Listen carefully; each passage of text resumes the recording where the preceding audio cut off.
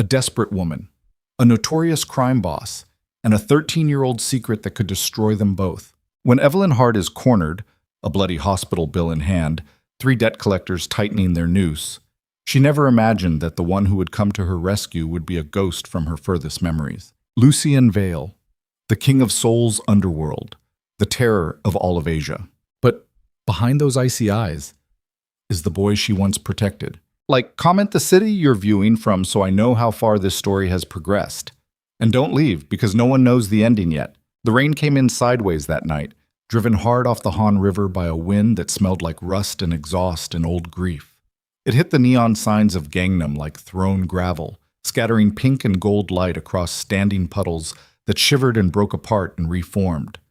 The kind of rain Seoul got in November when the city had something to prove. Cold enough to hurt, but not cold enough to freeze, just the right temperature for suffering.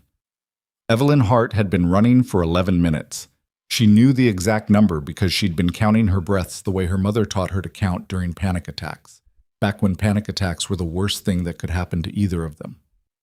1 breath per second. 11 minutes times 60 seconds.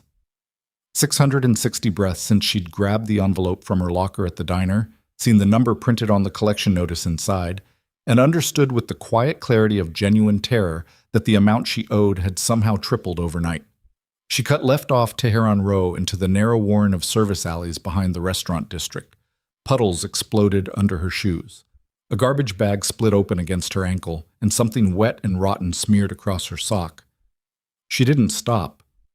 Behind her, she could hear them. Not running, not yet. They were still that unhurried, still that certain. 3 sets of feet on wet pavement, keeping pace with the patience of men who already knew how this ended.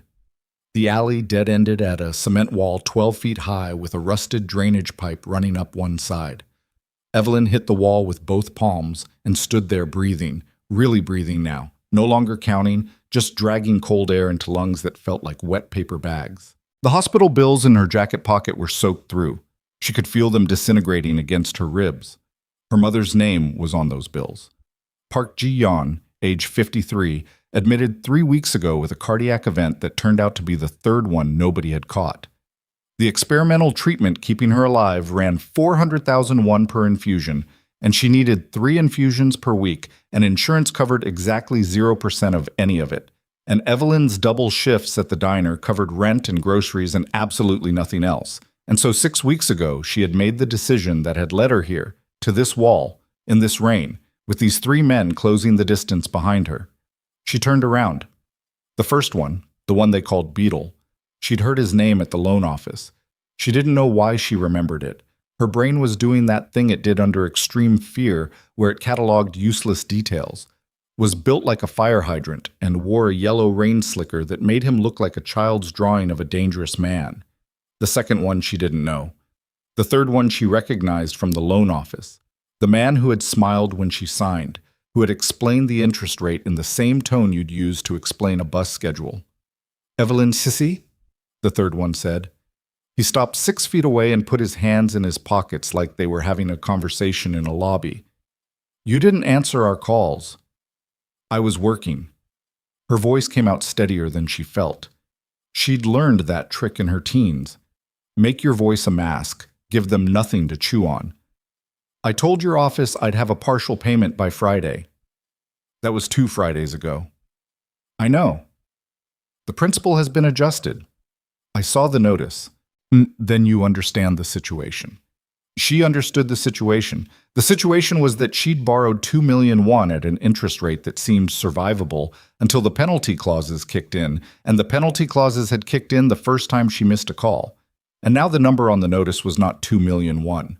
It was something else entirely. Something that would take her 4 years to pay back at current earnings without eating, without a single emergency, without her mother needing anything at all. Beetle moved to her left. The nameless one moved to her right. She tracked both of them and kept her hands loose at her sides because she'd grown up in a neighborhood where body language was its own vocabulary, and the worst thing you could communicate right now was panic. "I need more time," she said. "People keep saying that," the third man said, and she saw something sharpen in his expression, something that wasn't quite enjoyment but was adjacent to it, and she felt her stomach drop. Time doesn't actually help. More time just means more interest. Then what do you want? He tilted his head. Rain dripped off his chin. There are other arrangements, he said. Before Evelyn could process what that meant, Beetle stepped forward and hit her across the left cheek with an open palm. It wasn't the hardest she'd ever been hit. She'd taken worse from a drunk customer 3 years ago who'd thrown a ceramic mug. But it was calibrated. That was the word that came to her. Calibrated like a demonstration rather than an assault, designed to relocate her understanding of the conversation. Her lower lip split against her teeth. She tasted copper. The hospital bills shifted in her pocket. Her back was against the wall, and Beetle's hand was still raised, and the third man was watching with the detached attention of someone supervising a procedure.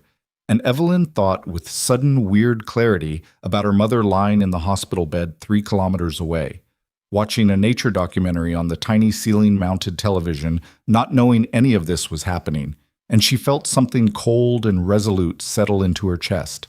She was not going to cry in front of these men. Whatever else happened, she was not going to do that. Then the alley went white. Not gradually, not the slow bloom of approaching headlights, but all at once, like a switch had been thrown somewhere, like a decision had already been made, and the light was just its announcement. 3 sets of high beams flooded the alley from the entrance behind the men, and Evelyn had to shield her eyes with her forearm, and for a disorienting second she couldn't see anything at all except the silhouettes of Beetle and his colleagues going rigid and small. She heard the vehicles before she could see them clearly. Not 1 car, 3. The engines ran almost silent, that specific quiet that meant money, the kind of engineering that costs more than most people's apartments. And they rolled into the narrow alley in perfect single file, moving slowly, without urgency. The way you move when hurrying is simply beneath you. Matte black. All 3 of them. No plates visible from her angle. The lead vehicle stopped 10 feet from Beetle's back. The engine died. Then all 3 engines died simultaneously, and the alley was suddenly so quiet she could hear individual raindrops hitting the hoods. Doors opened. Not all at once, sequenced, left, right, left, like a choreography. And 7 men in dark coats stepped out onto the wet pavement. They didn't draw weapons. They didn't need to. They simply occupied the space the way a wall occupies space, and Beetle and the nameless one and the third man went from predators to something else in the span of 4 seconds. Then the driver's door of the lead vehicle opened. Evelyn watched the man step out, and her first impression was not fear, which surprised her. Her first impression was stillness. He moved through the rain like the rain was irrelevant, like weather was a condition that applied to other people. Tall, but not dramatically so. Black coat, cut perfectly. Water running off the shoulders without soaking in. Dark hair pushed back from a face that was, she couldn't find a better word in the moment, composed. Composed the way a structure is composed. Deliberate. Load-bearing. He walked past his own men without acknowledging them and stopped 2 feet behind Beetle. He didn't say anything. Beetle turned around. What happened to Beetle's face in that moment was something Evelyn filed away and didn't examine closely. It was the kind of expression you didn't want to spend time looking at directly, the expression of a man who has just understood something irreversible about his evening. "Step away from her," the man said. His voice was low. No performance in it. The kind of voice that doesn't need volume, because volume is just compensation. And this man had nothing left to compensate for. Beetle stepped away. The nameless one was already against the far wall. The third man, the one who had smiled at the loan office, who had explained the interest rate like a bus schedule, who had watched Beetle hit her with the attention of a supervisor, was doing something Evelyn had not expected. He was apologizing. Quickly, quietly, in the particular register of a man who understands he may not get another chance. The man in the black coat wasn't listening. He was already walking toward Evelyn, and she tensed because this was also a powerful and dangerous person, and being rescued by one dangerous person didn't actually mean you were safe. It just meant the geography of your danger had shifted, and she had grown up knowing that. He stopped in front of her. She expected him to look at her the way powerful men usually looked at women in situations like this. Calculating, appraising, the look that says, "I've already decided what you are." Instead, he looked at her mouth, the split lip, the blood that was still running thin and red in the rain. Then he did something that made no sense. He crouched down. not in a threatening way. He dropped to one knee on the wet, filthy pavement of the alley in his clearly expensive coat, and he looked up at her from below, and the geometry of this man, this particular man, on one knee in the rain looking up at her, scrambled something in her chest that she couldn't immediately name. From the inside breast pocket of his coat, he removed a folded white handkerchief. He held it out. She didn't take it. "Who are you?" she said. "Someone who made sure this would be the last time," he said. "That's not an answer." Something moved through his expression. Not quite pain, something older than pain, something that had calcified over years into a different texture. "No," he said, "it's not." He stood. He removed his coat, just unshrugged it in one motion, the rain immediately hitting his shoulders through the dark wool suit underneath, and draped it over her. Not roughly, not with the theatrical gentleness that's its own form of condescension, but practically, like someone who had thought about this specific moment and made a decision about how it should happen. She stood there wearing a coat worth more than 6 months of her rent. He turned to the third man, who had not moved, who was still holding himself in the particular posture of someone waiting to find out if they get to leave. "The debt," the man said. "All of it." "It's been—" the third man started. "I purchased it 3 hours ago. All of it. Every clause, every penalty, every adjustment." A pause. "She owes nothing to anyone, under any agreement connected to your office." Silence. Rain. A distant truck on Tehran Row. "Walk away," the man said. They walked. Not quickly. Quickly would have looked like fear, and maybe they couldn't afford that. But they walked, and within 90 seconds the alley was empty except for Evelyn and this man and his 7 men who had not moved and were not looking at her, and were not looking at him, and were somehow managing to be invisible despite being present. Evelyn became aware that she was shaking. Not from cold. From the adrenaline crashing out of her system, the body's bookkeeping after a near thing, the same shaking she'd had at 16 when a car ran a red light and missed her by a foot and she'd stood on the curb for 3 minutes, unable to move. "You should come with me," the man said. "Why would I do that?" "Because you're bleeding, because it's cold, because whoever sent those men will send others once they understand what happened tonight." He said it without drama, just inventory. "And because I think you already know that." She looked at him. Up close, in the bleed of the headlights, she could see his face clearly now. The jaw, the line of the mouth, the particular way he held himself slightly apart from everything around him, self-contained, as though proximity to others was a thing he had long ago decided to manage in specific doses. And there was something else. Something that was probably exhaustion, probably the adrenaline, probably the split lip loosening the firm grip she usually kept on her own perception. Something that made her look at this man's face and feel not fear, not gratitude, not the complicated calculation of obligation that came with being rescued, but recognition. A wisp of it. Thin and confused, like trying to read words through frosted glass. The angle of the cheekbones. The particular quality of the stillness, that self-containing, that deliberate distance from the warmth of other people. She knew this. She didn't know how she knew this. "What's your name?" she said. He looked at her for a long moment. The rain ran down his face. He didn't wipe it away. "Lucien Vale," he said. Something tightened in her chest. She knew that name. Everyone in Seoul who had ever read a newspaper or stood near a television in a bar or been in a room where adults whispered knew that name. The Vale Syndicate. The reach of it, the depth of it, the rumors about it that were only rumors because the people with specific knowledge had reasons not to share it. "And I'm supposed to feel safe getting into a car with Lucien Vale," she said. "No," he said. "You're supposed to make a practical decision in a bad situation." He looked at her mouth again. "Which you seem capable of." She should have said no. She understood that. She understood it the way you understand the location of the emergency exits before a flight. Useful information you're desperately hoping you won't need, but present, acknowledged, cataloged. She got in the car. The inside of the lead vehicle smelled like leather and something else she couldn't identify, something faint and expensive, and the warmth hit her the moment the door closed and she had to work not to close her eyes.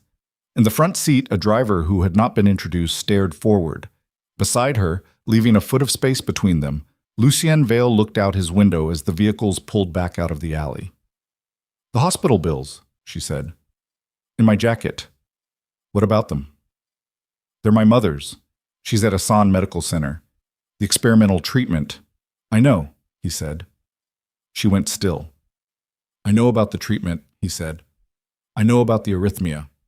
I know about the second opinion she got in August and the result she didn't tell you about because she didn't want to add to what you were already carrying." He said it toward the window. Matter of fact, like a briefing. "The treatment has been covered from the beginning of the month. It will continue to be covered. She'll receive the best care available." Evelyn stared at his profile. "Why?" she said. He didn't answer. "Who does that?" she said, and her voice did something she hadn't authorized it to do, cracked slightly at the word "does," because the weight of the last 6 weeks, the double shifts, the loan office, the collection notices, the specific private terror of watching your mother get sicker while the number on the bill keeps climbing, that weight had been pressing on the base of her skull for so long that the sudden suggestion of its removal was almost worse than the weight itself. "Who secretly pays a stranger's medical bills and then shows up in an alley and someone who owes a debt of a different kind," Lucien said. She waited. He finally turned from the window and looked at her. In the moving light of the street lamps, his face did something it hadn't done in the alley. The composure shifted fractionally, and underneath it she saw something that stopped her breath. "I don't expect you to remember me," he said. "That's not—" He stopped, started again. "My name wasn't always Lucien Vale." The wisp of recognition she'd felt in the alley solidified. Not much, just enough to pull at something deep in her memory, something from a long time ago. A version of herself that had existed before the diner and the medical bills and the collection notices. A version that had sat in a loud cafeteria, in a school that smelled of cleaning fluid and ambition and the particular stress of adolescents performing for each other. A quiet boy at the end of a table. Someone saying something cruel. Her own voice, louder than she'd intended. "What was your name?" she said slowly. The vehicles were crossing the bridge over the Han now, and below them the black water moved in the rain, and the lights of the south bank spread out ahead of them, and Lucien Vale looked at her with an expression that had stopped being composed about 30 seconds ago. "Elias," he said. "Elias Moon." The world tilted. Evelyn Hart gripped the door handle with both hands and looked at the face of the man beside her. The crime lord, the feared name, the tailored coat, and the deliberate stillness, and the 7 men who became walls on command, and tried to locate inside that face the 16-year-old scholarship student who had sat at the end of the cafeteria table with a split lip from the morning's entertainment and hadn't said a word when she'd put her lunch tray down across from him and told the boys laughing to find something better to do with their afternoon. She had thought about him 3, maybe 4 times in the years since. Not often. The way you think about something you did correctly once without knowing why it mattered. She found him. Underneath all of it, in the line of the jaw and the way he held himself slightly outside the world, she found the boy who had looked up at her in that cafeteria with an expression not of gratitude but of complete disbelief, as though kindness was a foreign language being spoken to him for the first time, and he wasn't sure he was hearing it correctly. "Elias," she said, barely above a whisper. "Not anymore," he said. "That's the part you need to understand." The car crossed the bridge and Seoul's light swallowed them whole, and Evelyn sat in the warmth of the leather seat with her mother's ruined hospital bills against her ribs and blood drying on her lip and the coat of Seoul's most dangerous man around her shoulders. And somewhere in the distance, she heard the sound of a very old door opening onto a room she had never expected to enter. The convoy rolled on through the rain, and somewhere between the bridge and the towers of Gangnam, Evelyn Hart began to understand that whatever life she had been living before tonight had already ended. Not with violence, not with a choice, but with the simple and terrifying act of being recognized by someone who had spent 13 years remembering her face. The penthouse elevator moved without sound and opened into a space that was not what she'd expected, which itself was information. She had expected the crime lord aesthetic, dark wood, trophies, the deliberate vocabulary of power made interior. What she got was something stranger and more unsettling. a room that was almost aggressively minimal, as if the person who lived here had taken everything unnecessary and stripped it out until only function remained. High ceilings, floor-to-ceiling windows running the full length of the south wall. Below them, Seoul spread like a fever dream. 10 million lights blurred by rain, the Han a dark artery dividing it. A woman Evelyn hadn't seen before appeared from a side corridor, assessed her with the kind of quick professional sweep that was neither warm nor cold, and guided her to a bathroom where a first aid kit and a change of clothes had been laid out with an efficiency that spoke of advanced preparation. She looked at herself in the mirror for a long time. The split lip had darkened and swollen. There was a bruise beginning under her left eye that would be a proper one by morning. Her hair was plastered flat, her work uniform soaked through, her shoes leaving wet impressions on the heated tile floor. She looked like exactly what she was, a woman who had run out of options and run out of alleys and landed somewhere she didn't understand yet. She cleaned the cut, changed into the dry clothes, plain, expensive, the right size, which meant someone had noted her size at some point, which she decided not to think about too carefully yet. When she came back out, Lucien was standing at the south windows with his back to her, jacket off, a glass of water in one hand, looking out at the city below. "Tell me the truth," she said. "All of it." He turned around. He looked at her for a moment, and she saw him making a decision, the way you can sometimes see a decision happening in someone's face if you're paying attention. The slight shift in the set of the mouth, the breath taken slightly differently. "Sit down," he said. "It takes a while." She sat. He did not. He stood by the windows with the city behind him and Seoul's rain running down the glass, and he told her the version of the story that she suspected very few people had ever heard. He told it without performance, without the strategic deployment of emotion that powerful people often used when they wanted something. He told it the way you tell something you've been carrying alone for a very long time and have stopped expecting anyone to believe. His grandfather's name was Kang Soo-hyun. The Vale was an anglicization of the family name, a rebrand, a calculated shedding of identity for international business. Kang Soo-hyun had built the syndicate across 40 years through a combination of intelligence, brutality, and the specific talent for finding and destroying everything a person loved until only obedience remained. Elias Moon's mother, Lucien's mother, Soo-hyun's daughter, had married a man who refused to become part of the organization. Kang Soo-hyun had found that unacceptable. What happened afterward, Lucien described in 2 sentences, flatly, with the cadence of someone who had processed the event so many times it had worn smooth, and Evelyn did not ask him to elaborate. He had been 16. He had been taken from school. He had been renamed, relocated, reshaped over the following years through a methodology she suspected would have clinical names in a different context. By the time he was 22, Elias Moon was dead in every way that mattered, and Lucien Vale existed in his place, functional, effective, fluent in the language of power and force, capable of running a criminal empire and sitting across a negotiating table from men who had governments behind them. He paused. "And me," Evelyn said. "When did that start?" He put the water glass down. "You never left," he said. "That's the honest answer. The cafeteria was—" He stopped, looked at the floor, then looked back up. "I had been at that school for 6 weeks.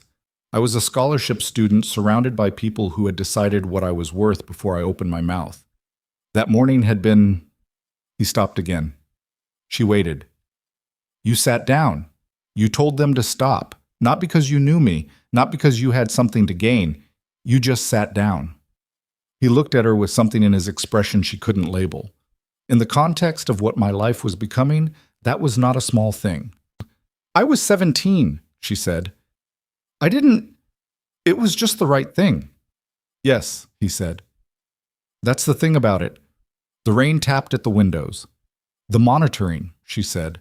"The rent, the medical bills." Something moved through his expression.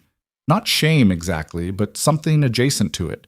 The look of a person who knows how a thing they did will sound before they say it. "When did it start?" she pressed. 4 years ago. When I found out you were in Seoul." A pause. "When I found out how close the margins were." She looked at him. "You had people watching me."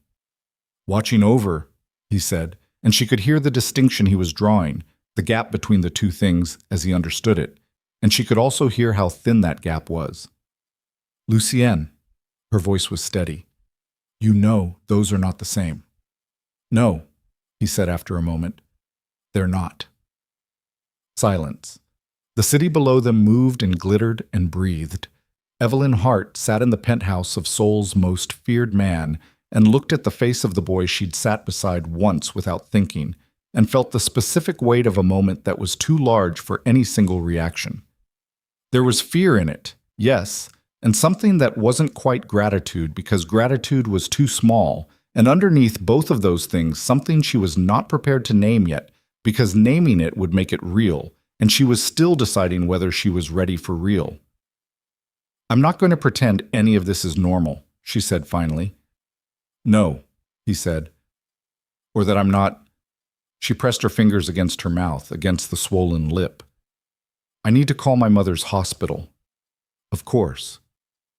And I need to go back to my apartment tonight." Something shifted in his expression. "I'm not asking," she said. "I need to go back to my apartment tonight. I'll figure out what happens next after I've slept and I know my mother is okay." She held his gaze. "Can you do that? Can you just—" She searched for the word, "let me have tonight?" Lucien Vale looked at her across the minimal, expensive room with the rain on the windows and the city spread out below them. And something she hadn't expected crossed his face. Relief. Like a man who had been braced against a decision and had just been given permission not to make it yet. "Yes," he said. The car took her home. She sat in the back, in his coat still, which she hadn't returned, and watched Seoul pass in the rain and thought about a boy at the end of a cafeteria table who had looked at her like she was speaking a language he'd never heard before. Her phone buzzed. Unknown number. A text message. "The hospital has been contacted. Your mother's care coordinator will call you in the morning. Everything is handled. No signature." She put the phone face down in her lap. She thought about the word handled and everything it contained and everything it cost, and the person who had decided that cost was worth paying, and she stared out at the rain-blurred lights of the city and tried to locate the boundary between being saved and being claimed, and found that in the dark and the wet and the exhaustion of a very long night, the boundary was less clear than she needed it to be. The car stopped in front of her building. Before she got out, she looked at the driver's rearview mirror, found no eyes there, the man looking forward, professionally absent. And then she looked at her own hands in the ambient light of the street, the knuckles still scraped from hitting the alley wall, and she made a decision. Not about Lucien Vale. Not yet. Just about tomorrow. About going back. About the fact that in 13 years of carrying her mother's illness and her own survival and every debt that came with them, nobody had ever once looked at her the way that man had looked at her in the alley. Not with desire, not with calculation, but with the specific helpless relief of someone seeing a thing they had stopped expecting to see. She got out of the car. In her apartment, she sat on the edge of her bed for a long time without turning on the lights, the city noise coming up from the street below, her mother's hospital number and her recent calls, the coat folded on the chair. She did not sleep. And somewhere across Seoul, in a penthouse above the rain, if she had been able to see it, she would have found Lucien Vale standing exactly where she had left him, still at the south windows, still watching the city, still holding the particular stillness of a man who had spent 13 years in motion and had, for the first time in all of them, no idea what came next. 3 days later, which was 2 days longer than she'd told herself she would wait, and 1 day shorter than the minimum time she'd have needed to actually talk herself out of it. She went back because the hospital called, and the care coordinator was professional and warm in a way that public hospital staff never were. And the experimental treatment had been rescheduled at a private facility in Mapogu with equipment that made the previous center look like a storage room, and her mother had called her afterward, sounding better than she had in 4 months. Her voice lighter, less tissue-thin, and Evelyn had sat in the break room at the diner with her phone pressed hard against her ear and understood that she did not have the luxury of keeping this at arm's length. She also went back because she hadn't stopped thinking about his face in the alley. She did not examine that reason too closely. The number he'd left her, through the driver, third hand, written on a card with nothing else on it, Connected after 2 rings to a man who was not Lucien, who asked her name and told her a car would be there in 20 minutes. The car was there in 14. She sat in the back and watched Seoul pass and kept her hands flat on her knees and breathed the way her mother had taught her, and did not let herself build expectations in either direction. He was waiting at the elevator when the doors opened, not in the way powerful men usually waited for things, not standing back, not performing casualness, just present, like he'd been near that spot and hadn't moved. He looked at her face, at the bruise under her eye, which was in full color now, deep purple-green at the edges, and something tightened briefly in his jaw. "How's your mother?" he said. "Better? Whatever facility you moved her to? She sounds like herself again." "Good." "I need to know who I'm thanking," Evelyn said. "Not Lucien Vale, She gestured vaguely at the penthouse, the city through the windows, the whole weight of the name, all of this.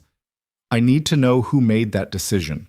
Was it you personally, or is there a—" "It was me," he said. "Why?" "You know why." "I want to hear it."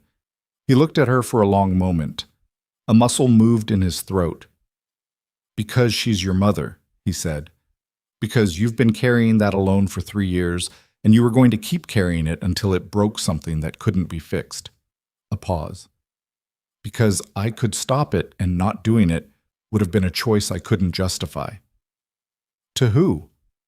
"To myself." Evelyn let that settle. Somewhere below them, Seoul made its constant low noise, traffic, sirens, the city's restless metabolism. "I'm not going to pretend I understand you yet," she said. "I know. But I'm here.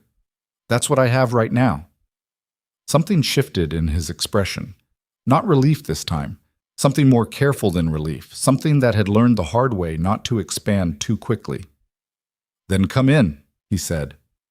The days took on a shape she hadn't planned for. She didn't move in. She was clear about that, returned to her apartment each night, kept her shifts at the diner, which she needed not just for money, but for the anchor of it, for the specific reality of bad coffee and other people's orders and the particular exhaustion that came from physical work rather than psychological weight. But she came back. Afternoons, sometimes evenings. She told herself it was to understand what she'd gotten into, to map the edges of whatever this was, to make an informed decision about a man who had spent 4 years monitoring her life from the shadows of his. The penthouse was larger than she'd registered the first night. It occupied the full top floor of a building whose address she'd Googled and found listing price of approximately what it cost to build a small road. There were rooms she wasn't shown and didn't ask about. There was a library. A real one, 2 walls floor to ceiling, a rolling ladder, books in 4 languages. And it was there she found the first crack in the architecture. She'd come in looking for something to read while she waited for him to finish a call. She pulled a chair to the window with a collection of short stories she didn't know and was 40 pages in when she noticed the shelf directly at eye level. Architecture books. Dozens of them. Old ones, new ones, monographs on specific buildings and broader surveys of design movements. Several with broken spines that meant they'd been read repeatedly, opened flat, marked through. She pulled one off the shelf. Tadao Ando, Concrete, the work of a man who had built his entire career on getting rid of everything unnecessary. And inside the front cover, in handwriting that was young and cramped and had not yet learned to be careful, a name. Elias Moon, grade 11. She was still holding it when Lucien came in. He stopped when he saw what was in her hands. The stillness he went into was different from his usual stillness. Less controlled, more like a circuit breaker tripping. "You kept this," she said. "Some of them." He came into the room but didn't approach the shelf, like the books had a perimeter. "I kept a few things." "From before?" "Yes." She looked at the handwriting again. The boy who had written that name had been alive in the way that only people who don't know what's coming are alive, fully, without protection, without the layers of competence and control that get built over the places where bad things have happened. She thought about what Lucien had told her about his mother, about his grandfather, about the years between that cafeteria and this penthouse. She put the book back carefully. "Did you study it?" she said. "Architecture, before." I was going to, he said. There was a program at Hongik. I'd already drafted the application. But my grandfather had other plans. She turned to look at him. He was standing near the doorway with his hands in his pockets, and his expression at that particular setting she'd started to recognize, the one that meant he was letting her see something he didn't routinely let people see, and he was doing it carefully, with one eye on the exit. Show me, she said. What? What you would have built, if you'd gone. He looked at her for a long time. The sketchbooks were in a locked drawer in the library desk, which she suspected was chosen specifically because the library was the room he spent the most time in, which meant they were both hidden and kept close, which said something about the relationship between a person and the parts of themselves they couldn't let go of. He opened the drawer with a key from his pocket and put 3 notebooks on the desk and stepped back, and she sat down and opened the first one. The drawings were extraordinary, not polished. They were done by a teenager with drafting instincts and incomplete training, but the intelligence in them was obvious, the sense of space, of how a human body would move through a building, how light would behave on a surface, how you could use geometry to make a person feel something without their knowing why. She turned pages slowly. Bridges, public buildings, a housing complex annotated in cramped pencil. At the back of the 3rd notebook, a school. She stopped on that page for a long time. The school in the sketch was nothing like the one they'd attended. Wide open spaces, no wasted corridors, rooms that felt like they were designed for people who needed to feel safe.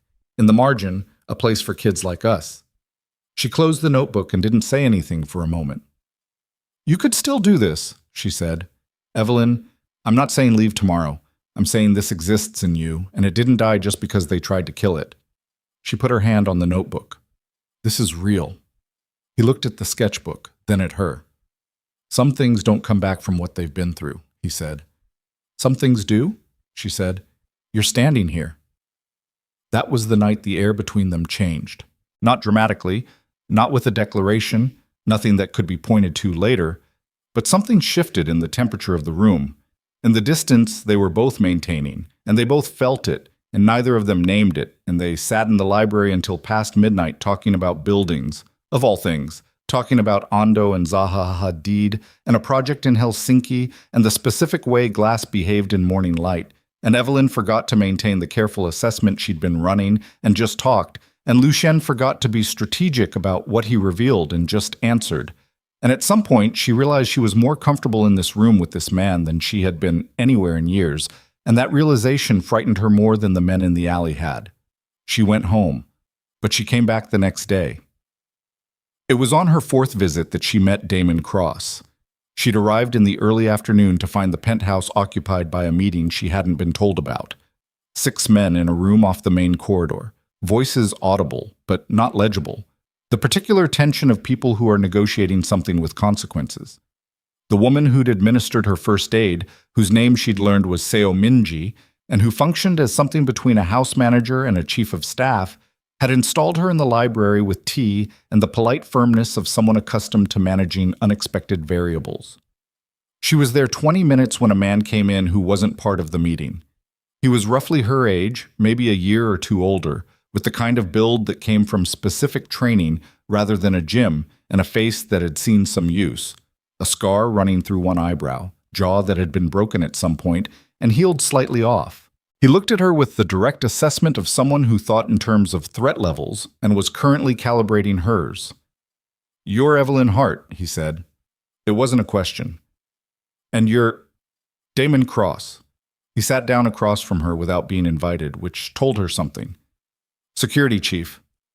He told me about you, she said, which was not entirely true.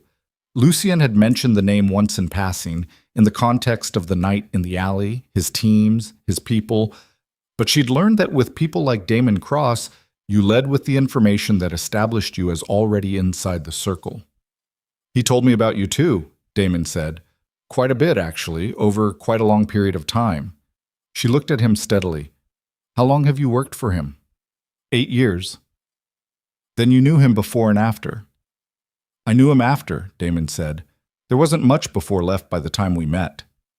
He looked at her with an expression that was not quite hostile, not quite warm, landing in the specific territory of someone who cared about a person and was conducting an unannounced audit of something that might threaten them. "You want to know what I think?" "Not particularly," she said. "I'll tell you anyway." He leaned forward with his elbows on his knees. "I've watched him run this organization for 8 years. I've seen him in negotiations with people who would make your loan sharks look like parking attendants. I've watched him make decisions that would have broken most people without blinking."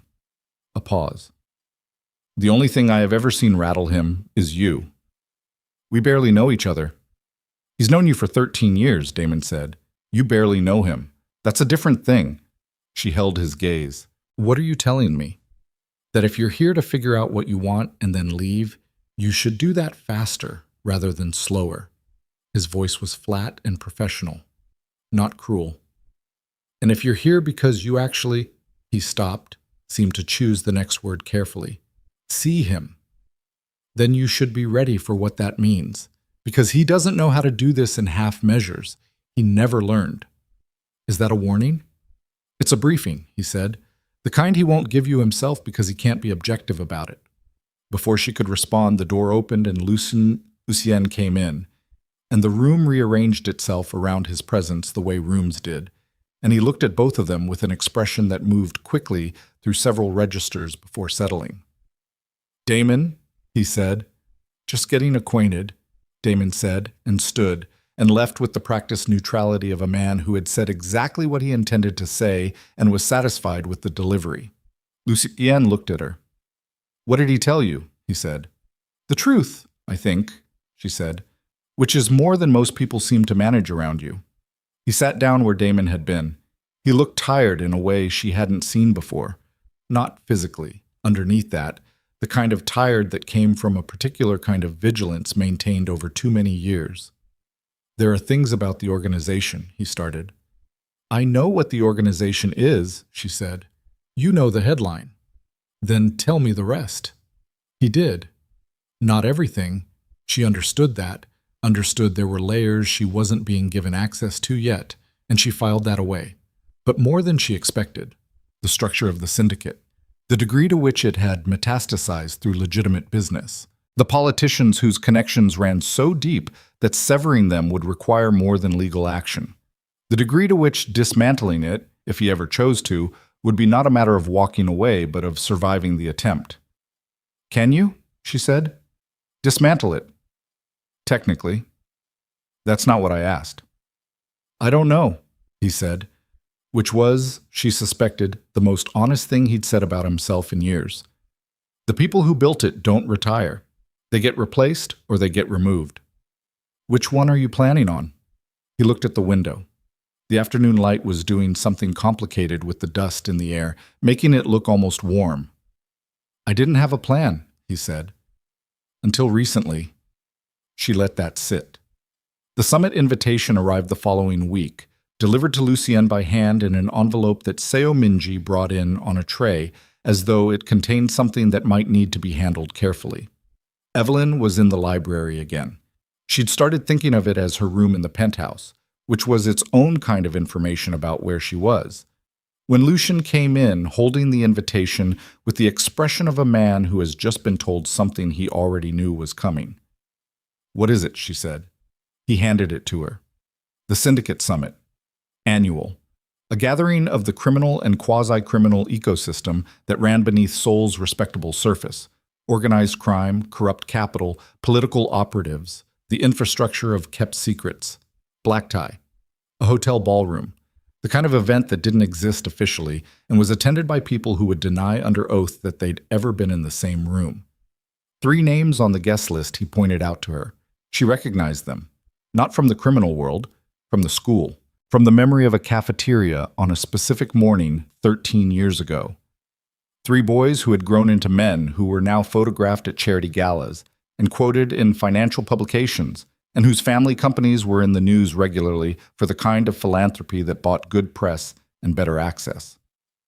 "They'll be there," Lucien said, "and you want to go." "I'm required to go. My absence would be read as weakness." He looked at the invitation. "But yes, I want to go." She heard the thing under the words, the specific texture of it. Lucien. They destroyed people, he said. Not just me. Students who couldn't fight back. Teachers who looked away. It's been 13 years and they are photographed at galas and quoted in newspapers, and the cafeteria is something that happened to me. It's not something anyone else is carrying. He looked at her. I've had 13 years to think about this. What are you planning? Nothing that involves violence, he said, which was not a reassuring clarification. I want them to apologize, publicly, to you, in front of every person in that room. The silence stretched. In front of people who would use any sign of humanity against you, she said slowly. Yes. You'd be showing them you can be reached, that something matters enough to move you. Yes. Lucien, I know what it is, he said. I've thought about the risk. Have you thought about what happens to me if this goes wrong? If one of those people decides I'm the liability? His expression went somewhere very still and very cold. Nothing will happen to you, he said. You can't promise that. I can come very close. She stared at him. There was something in his certainty that was both the most reassuring and the most alarming thing about him. The absolute quality of it. The sense that he had already mapped every outcome and removed the unacceptable ones, and that the question of her safety was not a variable he was willing to run. I'm not going as your possession, she said. If I go as myself. I wouldn't want anything else. And I'll need a dress I chose myself, not one that appears in my apartment from someone who noted my size. A pause. Something moved through his expression that was very nearly a smile. Fair, he said. She went. She told herself it was to see the world he lived in, to understand it fully before she made any decisions about it or about him. She bought a dress that was dark green and cost more than a week's shifts because she was not going to walk into that room looking like someone who didn't belong there. He came to get her himself. When she opened her apartment door and he was standing there in a black suit that fit him the way architecture fits a site, like it was designed specifically for this purpose, she felt something move through her that she'd been carefully not feeling for days. She looked at him, looking at her. Ready? She said. No, he said. She laughed, which surprised both of them, and he looked at her laugh with an expression she didn't have a word for yet, and they went downstairs together. The hotel was the kind of place that existed in a separate reality from Seoul's ordinary self. All glass and stone and the particular quiet of extreme money, staff who moved with the frictionlessness of people who had been trained to be nearly invisible, flower arrangements that cost more than furniture. The ballroom was already populated when they arrived, and the room did what rooms did around Lucien, made a subtle space, and Evelyn stayed at his side and watched people watch him, and understood something about the nature of his world that she had only partially grasped in the penthouse. He was the most feared person in the room, and everyone needed to keep telling him that, needed to perform it through deference and space and the angle of their bodies, because the minute they stopped performing it, the thing they were afraid of became real. She found the three men before he pointed them out. She recognized them the way you sometimes recognize faces that have aged into their worst qualities. The features the same but thickened, the casualness of young cruelty set into something more settled and permanent. They were standing near the bar with the ease of men who had never once looked back at the damage they'd done. And that ease, that specific unhaunted quality, made something cold and unannounced move through Evelyn's chest. Lucien waited until the room had reached its full density, until the strategic moment when the maximum number of people were present and attentive to the room's dynamics. Then he moved. She stayed a step behind him. She hadn't agreed to this part, to being present for it, but she found she couldn't look away. He approached the three men with the unhurried directness of someone crossing a space they own. The men clocked him, coming, and straightened, recalibrated, put on the correct expressions for greeting someone you feared while surrounded by people you needed to impress. Lucien stopped in front of them and said nothing for a moment. Just let the silence do its work. Around them, the conversational noise of the room dimmed at the edges, people tuning in without appearing to. "Do you know who I am?" he said. The first man laughed, which was a mistake. "Of course, Lucien. Not who I am now," Lucien said. "Who I was." The laugh stopped. He said the name, Elias Moon. Said it quietly, in a room full of people who trafficked in other people's secrets, and watched the name land on all three faces and did not take his eyes off them. 13 years ago, you made a decision about what a person was worth, he said. Every day since then. You've been making that decision about different people in different rooms, and you've never once... He stopped. His jaw tightened. She was there, he said. She was the only person in that school who made a different decision. He stepped slightly aside. Evelyn stood where she was.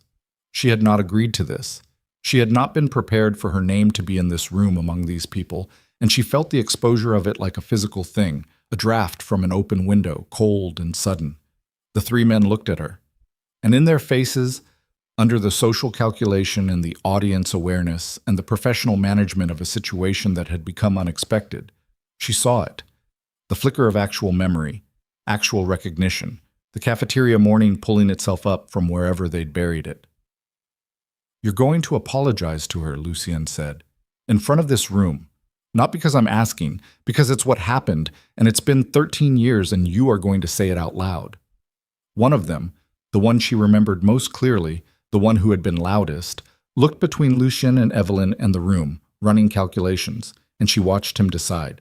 He opened his mouth, and the lights went out. Not a flicker, not a brief interruption. All at once, total, the kind of darkness that only happens when someone has made it happen. Every light in the ballroom, the emergency strips along the floor, the ambient glow from the corridor. Then the first shot. It came from above and to the left, and the sound of it in the enclosed space of the ballroom was enormous, and people began moving immediately. The trained, panicked movement of people who had lived long enough in dangerous proximity to violence that their bodies knew what to do before their minds caught up. Evelyn felt Lucien's hand find her arm in the dark, grip, pull, and she went with him, because the alternative was standing still in a dark ballroom while gunfire came from somewhere above, and she had not survived loan sharks and hospital bills, and 13 years of hard margins to die at a criminal summit because a man she barely knew had decided to use her as a prop in his revenge theater. Lucien moved fast, not the controlled, unhurried movement she'd seen from him in the alley and the penthouse. This was different, efficient, and low. His hand on her arm converting from a grip into something more directional, steering her through the chaos of bodies without hesitation. He knew the room's geography the way she suspected he knew every room's geography, had mapped the exits before he'd taken his first drink, had noted the service corridors and the staff positions and the structural columns that would stop a bullet. She ran because he ran. They went left, away from the main doors where most of the room was surging, through a gap in the crowd that opened and closed like a wound. Behind them, people were shouting in 3 languages. Something fell. A table, a rack of glassware, the specific crash of expensive things becoming debris. Somewhere to the right, a woman screamed once and stopped, which was worse than if she'd kept screaming. A door. Service entrance, unmarked, the kind of door you only knew about if you'd made it your business to know. Lucien hit it with his shoulder and it opened into a corridor of bare concrete and fluorescent light that buzzed and flickered, and the noise of the ballroom became muffled, and Evelyn became aware that she was breathing in short, hard pulls, and her green dress had a tear at the left knee from something she hadn't felt happen. 2 of Lucien's men materialized from further down the corridor. She hadn't seen them in the ballroom. They'd been positioned there, she understood, ahead of time, which meant he had planned for this possibility, which meant this evening had contained a level of calculated risk she had not fully been informed of. She filed that away. "Vehicle," Lucien said. "Underground, 2 minutes." "Damon?" "Coordinating. 3rd floor went dark. Looks like it came from there." Lucien was moving already, and she was still moving with him, and she made the decision in real time to continue making that choice, to keep moving, to ask the questions she needed to ask once they were somewhere with walls that hadn't just contained a shooting. The underground garage was cold and smelled like exhaust and standing water. One of the matte black vehicles was already running when they came through the stairwell door. A 3rd man at the wheel, 2 more flanking it. Lucien put her in the back seat and got in beside her, and the door closed, and the vehicle was moving before she had fully registered being inside it. She sat for 30 seconds and let her nervous system do its accounting. Then she turned to him. "You knew something might happen tonight," she said. He was looking at his phone. His face in the blue light of the screen was controlled in a way that she now recognized as the specific control of a person managing information that was bad and getting worse. There were indications, he said. Indications. Threat intelligence. Credible enough to position people, but not specific enough to, you brought me into a room with credible threat intelligence and didn't tell me. He looked up from the phone. I made a calculation, he said. That's not an answer. It's the honest one. She stared at him. The car was moving fast through the underground levels, spiraling upward toward the street exit. She could feel the speed in her stomach. If you make calculations about my safety without telling me what variables you're working with, she said, then you are doing exactly what your grandfather did. You understand that. The words landed. She watched them land, watched the composure absorb the impact, and something underneath it go very still in a different way. That's not, he started. I'm not saying you're him. I'm saying that specific thing, deciding what I get to know about my own danger. That's the same architecture. She held his eyes. Don't do it again. Silence. The car emerged from the garage and hit the street noise of Seoul, and the driver took a left without being told. Okay, Lucien said. Not a defense, not an explanation, just the word, flat and direct, and she recognized it for what it was. The sound of a person absorbing a true thing they hadn't wanted to hear. She turned back to the window. Who fired? She said. I don't know yet. Guess. Could be 3 different factions with 3 different reasons. He looked at his phone again. The summit was a room full of people who all have enemies. It might not have been aimed at me. But you think it was. A pause. Yes, he said. She watched the city move past the window and thought about the ballroom in the moment before the lights went out. The 3 men. The apology that had been 1 syllable away from happening. The room full of powerful and dangerous people watching a man she was falling for. She admitted it to herself. In the back of a speeding car, without ceremony, make himself vulnerable in public. She thought about who that visibility would threaten. They took her home. She didn't argue about it, which surprised her, but the truth was, she needed her own walls around her for what was coming next in her head, needed the specific comfort of her own dim apartment with its view of the back alley and the noise from the noodle shop downstairs. Lucien walked her to her door, which he had not done before, and stood in the corridor while she found her keys. I'm sorry, he said. For tonight. Which part? The part where you were in danger you didn't agree to. She looked at him. He was still in the black suit, which was immaculate despite everything, and she thought about the fact that this man could walk through a shooting in an evening suit and come out without a wrinkle, and how that was either the most impressive or the most disturbing thing she'd encountered this week. Go figure out who shot at your party, she said. Evelyn, I'm not ending anything. I'm going to sleep. She looked at him. Come back when you know what's happening. He came back 47 hours later. She opened the door and he was standing in the corridor in different clothes. Dark jacket, no tie, the particular look of a man who had not slept sufficiently and had stopped caring about compensating for it. He came in without being fully invited, and she stepped back to let him because his face was doing something she hadn't seen before, and she wanted to see it in better light.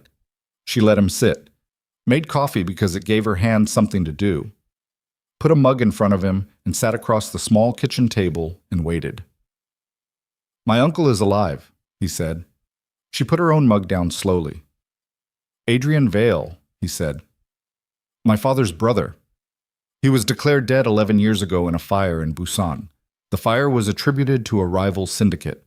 He looked at the coffee. The fire was arranged by my grandfather. Adrian was being removed from the succession. But he wasn't in the fire. He was, and he survived it. And he spent the last 11 years building something that nobody knew about because everyone who might have told us thought he was dead. A pause. He's been patient. He's been building the entire time. She processed this. The shooting at the summit, she said. His people. Not aimed at the room, aimed at me specifically. He looked up. He took people. 2 of my men who were coordinating extraction routes. They weren't found at the scene. Taken as leverage. As a message. His voice was flat. He knows where I am. He knows my organization's layout. He's been watching, which means he's had access somewhere close for...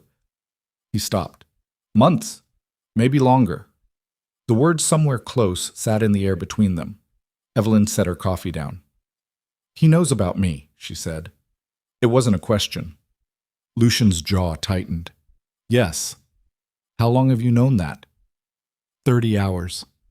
That's why you came back now, not when you had partial information, when you had the whole shape of it. Yes. She stood up and walked to the window. The back alley below was doing its ordinary morning business. The noodle shop's delivery, a woman hanging laundry from a third-floor window, a cat moving with dedicated purpose along the top of a concrete wall. The city utterly indifferent to the information that had just entered her kitchen. Tell me about him, she said. Adrian? Lucien told her. Adrian Vale had been, by the account of the people who remembered him, the sharper of the two Vale brothers, quicker, more adaptable, more capable of warmth, which in the context of the Vale family was both an asset and the thing that eventually made him a target. He had run the syndicate's financial infrastructure, the piece that required finesse rather than force, the piece that interfaced with legitimate business and political connection. He had also, at 41, made the mistake of falling in love with a woman who had nothing to do with the organization and wanting to leave with her. Kang Soo-hyun had not accepted that. The woman had died first. Adrian had found out about her death in the Busan facility while he was already burning. He survived because he wanted the accounting, Lucien said. That's what 11 years of patience looks like. Not forgiveness, just waiting until the accounting was possible. And the accounting includes you. I inherited what my grandfather built. In his view, I am the organization. A pause. He may not be entirely wrong. What does he want? He made contact this morning. Lucien reached into his jacket pocket and put a phone on the table. Not his phone. Older, a model from several years ago, the screen cracked across the corner. Delivered to Damon's car, already wiped except for one number and one recorded message. He pressed play. The voice on the recording was measured and precise, the voice of someone who had learned to remove from their speech everything that could be used against them. It said, "You should have left when you still could have chosen to. Now leaving will cost you the thing you've decided matters most. Come to the harbor in Mapo, Warehouse 7, Thursday at midnight. Come alone, or she pays for the company." Evelyn listened to the message twice. She and Lucien looked at each other across the small kitchen table in her apartment, in the morning light coming through the window over the back alley, with the city going about its business below them, and she felt the conversation they hadn't had yet pressing against the inside of the moment, asking to be let out. "You're going," she said. "He'll take you if I don't." "He might take me anyway." "No." The word had the absolute quality she'd heard from him before, the quality that was either the most reassuring or the most frightening thing about him depending on what direction you were standing. "He wants me in that room. You're the mechanism, not the point." "What's the point?" Lucien looked at his hands. "To make me choose between the organization and you," he said. "To prove that love is a structural weakness. That's the lesson my grandfather was always trying to teach. Adrian learned it the hard way, and now he wants to—" He stopped. "Demonstrate it. By making you give up the syndicate, or watching what happens when you care about something that can be taken." She absorbed this. "If you give up the syndicate," she said slowly, "you lose the protection it provides. You become a man without an army in a world full of people who have reasons to settle scores with you." "Yes. And if you don't go, then his people come here." His voice was completely level. "He's been patient for 11 years, Evelyn. He will be patient 3 more days." She turned back to the window. The cat on the concrete wall had stopped moving and was sitting in a patch of weak November sunlight with the complete and focused satisfaction of a creature that had no ongoing geopolitical problems. She had known, she realized, somewhere under the hospital bills and the library and the sketchbooks and the late nights talking about buildings, she had known that the space she had walked into was not a space with clean edges. That the man she was in the process of choosing had not been built in a clean space and could not be extracted from the damage of his construction without consequence. She had known, and she had gone back anyway. That was her decision, and she was going to own it. "What do you need from me?" she said. He was quiet for a moment. I need you to trust me for 3 days, he said, and I need you to go somewhere safe while I... No. Evelyn, I'm not going into a safe house and waiting. She turned around. I'm not a piece of property you secure while you handle things. We talked about this. This is different. How? Because if something goes wrong while I'm in your safe house, I'm equally uninformed and equally powerless, and additionally, I've given up the only thing I have, which is knowing what's happening. She held his gaze. I stay visible.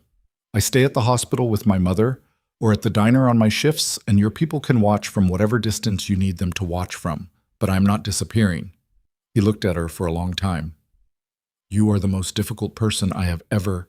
You built a surveillance architecture around my life for 4 years without telling me, she said. I think you can survive me making decisions about my own movements. Something moved through his expression that was definitely not a smile but was built from the same materials. The hospital and the diner, he said, nowhere else. And you carry this. He reached into his jacket and put a phone on the table next to the cracked one. Thin, dark, clearly not consumer hardware. One button. Damon answers in under 90 seconds, regardless of time or location. She looked at the phone. One button, she said. One button. She picked it up. Those 3 days were the strangest of her life, which had not previously lacked for strange days. She went to the hospital and sat with her mother, who was better than she'd been in months, who had color in her face and was reading a novel and complaining about the hospital food in the specific energetic way that meant she was genuinely feeling better rather than performing it. Evelyn sat beside the bed and listened to her mother's opinions about the food and held her hand and thought about the man who had arranged this room, this facility, this recovered version of her mother's voice, and felt the specific complicated weight of that. She worked her shifts at the diner, the familiar machinery of it, orders, plates, the rhythm of a busy lunch service, helped, gave her body something to do while her mind ran its loops. 3 of Lucien's people were somewhere in or near the diner at all times. She couldn't always spot them, which was presumably the point, but occasionally she caught a sightline that didn't belong and looked away without acknowledging it. On the second day, Damon Cross came in and sat at the counter during the mid-afternoon lull and ordered coffee and didn't look at her until she brought it. How are you doing? He said. I'm working. That's not what I asked. She leaned against the counter across from him. The diner was nearly empty. The cook was doing something noisy in the back. Tell me something true, she said. About Thursday. Damon wrapped both hands around the coffee mug. He's the best I've ever seen at reading a room and making something out of nothing, he said. In 8 years, I've watched him walk into situations that should have ended badly and walk out because he was 3 moves ahead of everyone else. He paused. Lucien Vale spent 11 years building this. He's not going in with no moves. But he's going in with a variable he's never had before. Damon looked at her directly. You. He'll be focused because of me. He'll be human because of you. Damon said it without inflection, neither good nor bad. First time, ever, in 8 years. He drank the coffee. I don't know yet if that's the thing that saves him or the thing that... He stopped. She waited. He told me once, Damon said, years ago, that the reason the organization worked was because there was nothing anyone could threaten him with. No person, no place, nothing he couldn't walk away from if he had to. He set the mug down. He can't walk away from this. She knew he didn't mean the meeting. She went home that night and sat on her bed in the dark and thought about what it meant to be someone's only vulnerability, the specific weight of that, the responsibility of being the thing a person couldn't lose. She thought about whether that was love or something else, something more extreme, and whether the difference mattered if the feeling was the same. She didn't sleep much. Thursday arrived the way difficult things arrive. Without ceremony, just another cold November morning that became a cold November afternoon and then a cold November evening, and at 9 p.m. her phone buzzed with a message from Lucien that said only, "Whatever happens tonight, the school in the sketchbook. That was real. It still is." She sat with that message for a long time. At 11:15, the call came, not from Lucien, from a number she didn't recognize, and she almost didn't answer. and then she did because not answering felt like a decision she'd regret. The voice was the voice from the recording, measured, patient. The voice of 11 years of waiting made audible. "Ms. Hart," it said, "my nephew has arrived. I thought you'd want to know he came alone as requested. He's quite remarkable, actually. I'd forgotten." A pause. "I'm going to need you to come to the harbor." She felt her chest go cold. I said you were the mechanism, not the point. That's still true.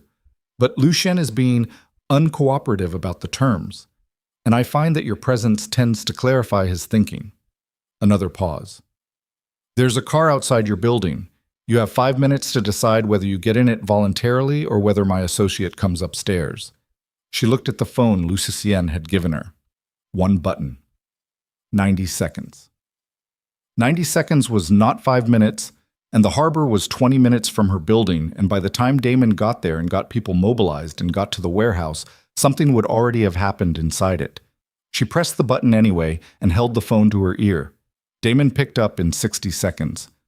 "Harbor in Mapo," she said. "Warehouse 7. I'm being taken there now." She kept her voice steady. "There's a car outside." A pause of 2 seconds that felt like considerably more. "Don't resist getting in the car," Damon said. His voice was completely level. "We'll be there." "How long?" 18 minutes. She looked at the window, the city outside, the ordinary lights of the back alley. "Evelyn?" Damon's voice. 18 minutes. Keep him talking." She ended the call.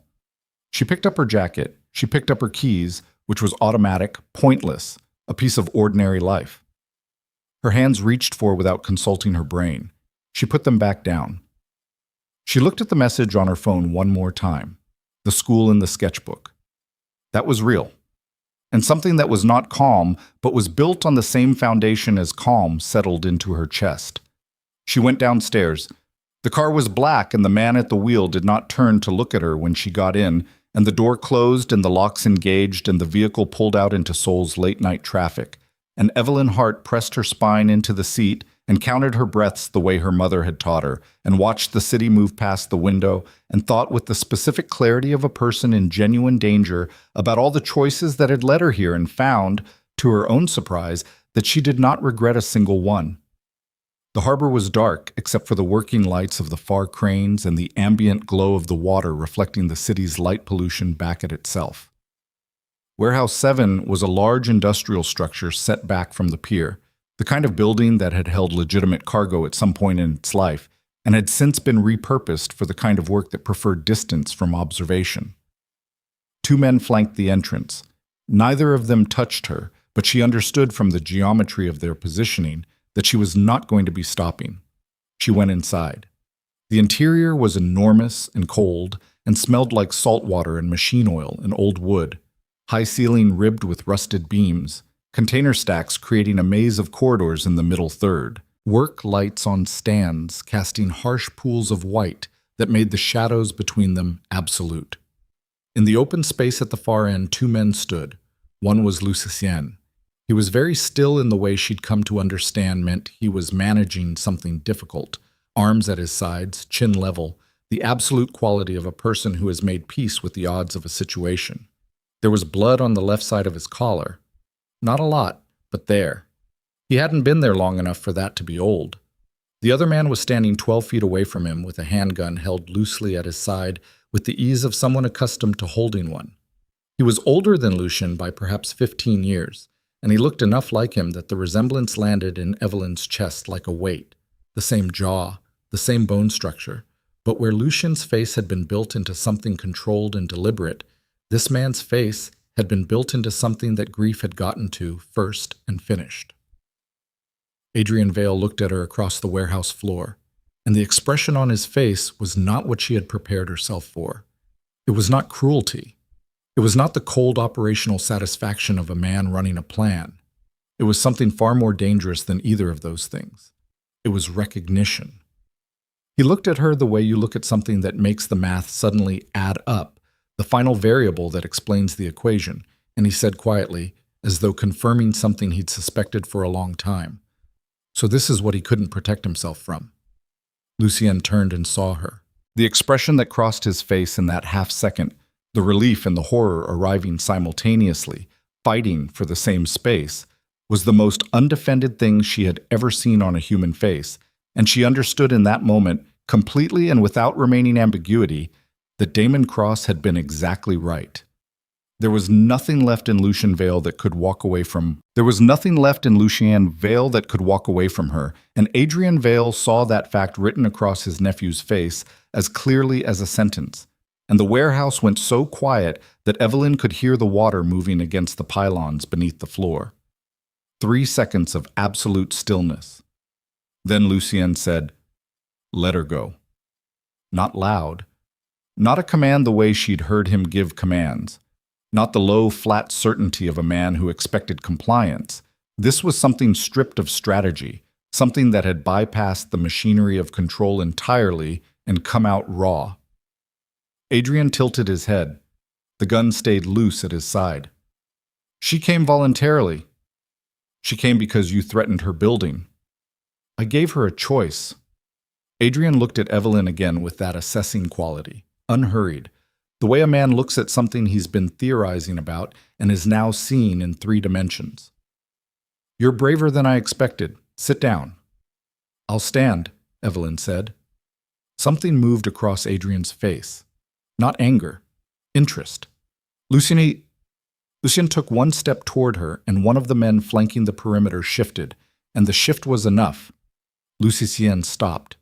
Evelyn could see the blood on his collar more clearly now.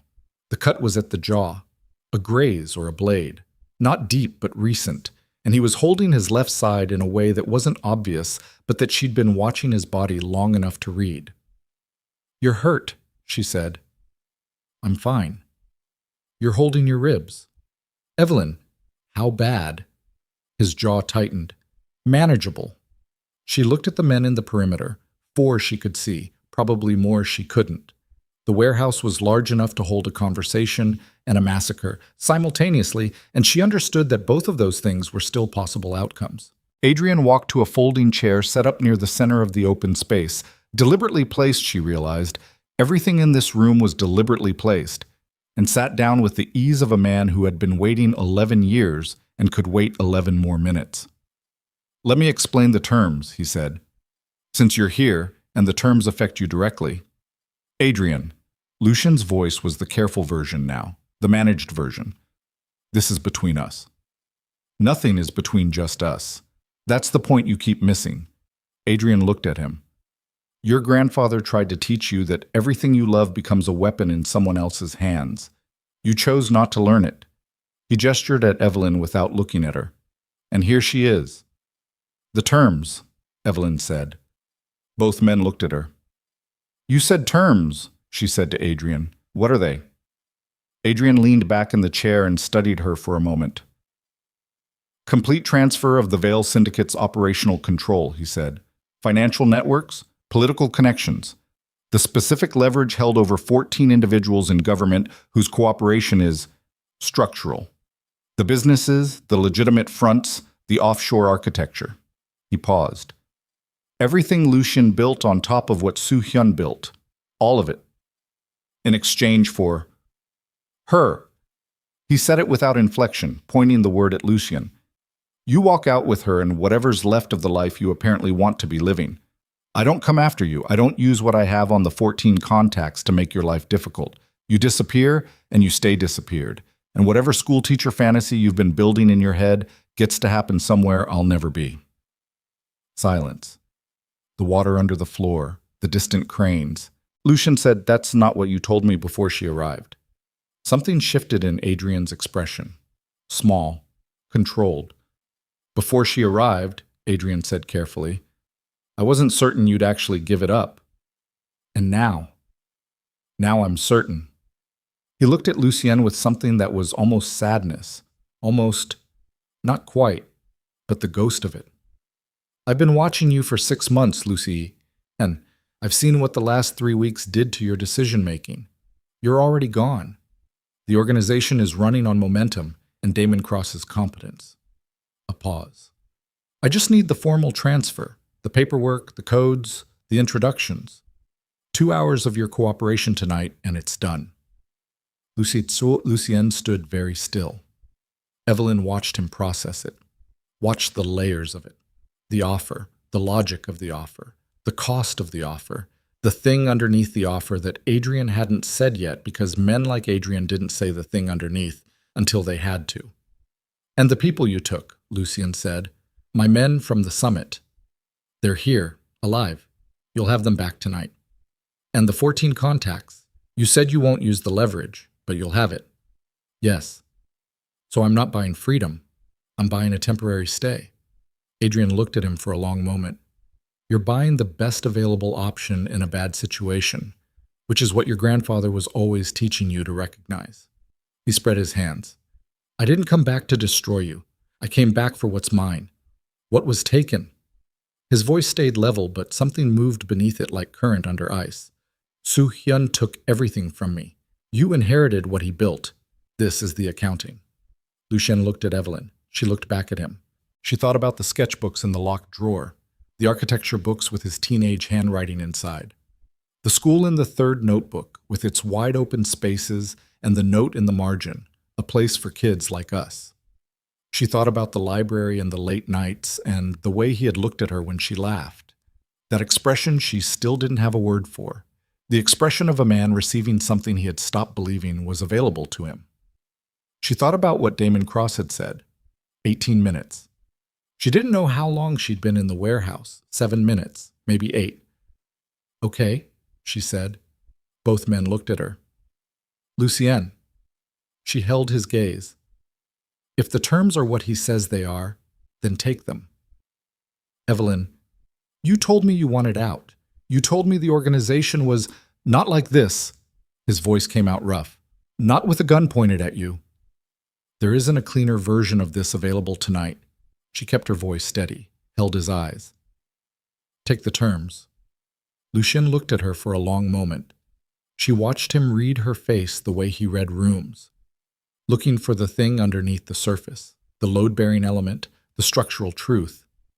She kept her expression as clear as she could and held her ground and breathed and waited. He turned to Adrian. I want my men out of this building first, he said, before I give you anything. Adrian considered this for 3 seconds. Then he nodded at someone in the perimeter shadows.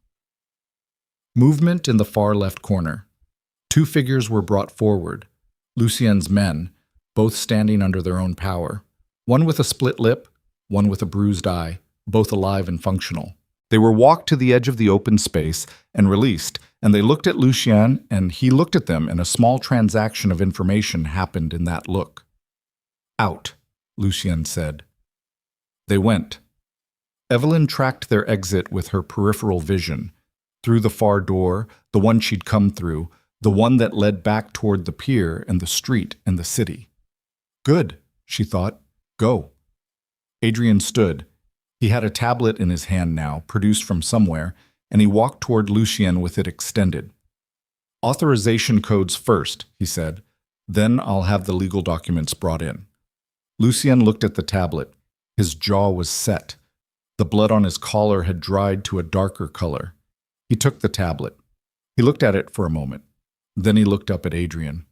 Before I do this, he said, I want to know about my mother. The warehouse went very still. Adrian's hand dropped slightly.